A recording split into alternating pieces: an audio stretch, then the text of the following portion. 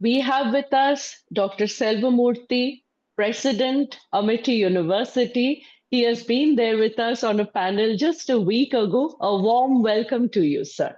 Pranams to all the very distinguished galaxy of yoga practitioners, proponents, promoters, and also who lead the yogic way of life. So I'm so blessed to be with you today on this very important occasion of the inauguration of Sannidhi and the sacred seats of yoga. I must compliment both Yogacharini Anandhiji as well as Dr. Geetananda Ananda Balayogi Bhavani for this wonderful initiative on a very, very auspicious day, as you rightly mentioned. And it's also part of Navaratri celebration, which is happening across the country, and also Maha Panchami.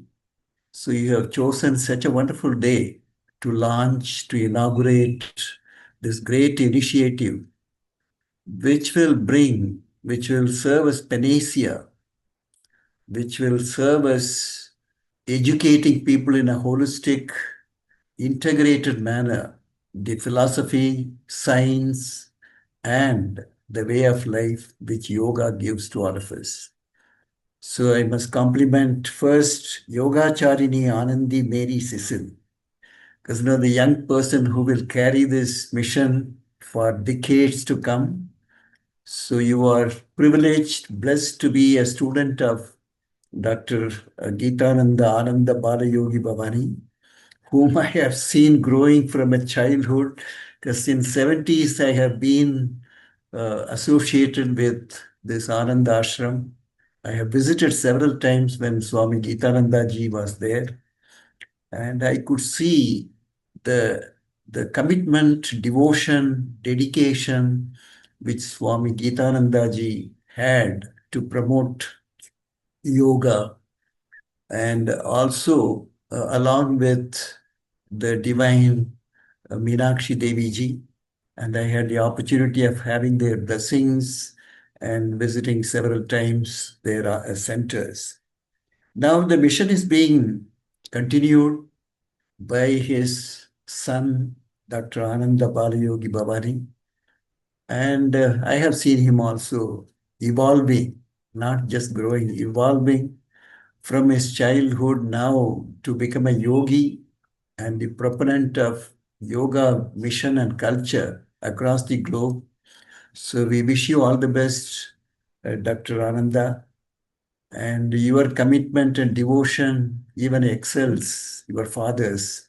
So I am sure that with his genes, sanskars, values, resilience which he has given to you, that you will be able to face all the challenges which you may have in this taking this mission forward. Yogacharini Anandi, I have seen how she has the coordinated the whole event today. That shows the clarity of vision she has and the mission in which she is engaged to promote yoga. So compliments to both of you. See, we had India, we have seen, the humanity has seen four yugas, Satyug, Treta, Dwapar, and Kali Yuga. Now we are actually in the Sangam Yuga. Sangam Yuga, which is the confluence from transition from Kali Yuga to Satyug. This is where India is going to play a pivotal role, and yoga is going to be a panacea to create that Satyug. This is what I personally deeply feel, that yoga, if you bring this yogic way of life, there is no conflict, there is no war, there is no poverty. Everything is you, Atma is Bharpur. So you will realize this once you start the yogic way of life, not just only asanas, pranayama, meditation. These are all the first beginning aspects of yoga, but it is the yogic way of life. If we propagate to the humanity across the globe, which we are trying to do, the International Day of Yoga being celebrated across the globe is only to reinforce this for the humanity, that can yoga be panacea for all the challenges and the difficulties, problems which we face today, whether it is pollution or it is climate change or it is health problems or it is conflicts. It's all yoga has an answer for everything. That is why the Sannidhi, the initiative which you are taking, is going to be a very important part in this big mission. I'm not just giving, this will also become yet another center of promoting yoga, but it should emerge as leading the whole world. So, to create that happy, healthy, peaceful world, harmonious world, where every sarve bhavantu sukhinaha, everybody will be prosperous. Vasudeva Kudumbakam. So, this is what yoga can bring. Yoga is secular, yoga is holistic, and yoga is complete. So, this philosophy, I'm sure this Sannidhi will be propagating in a very, very integrated manner. And the objective is, as was rightly mentioned by the director, Moraji Desai National Institute of Yoga, that the Ayur Yoga, it was actually united together as one discipline, Ayur Yoga. Then the separation happened, yoga, Ayurveda, but it's all one, to see how do we make the human realize his true existence. That is the purpose.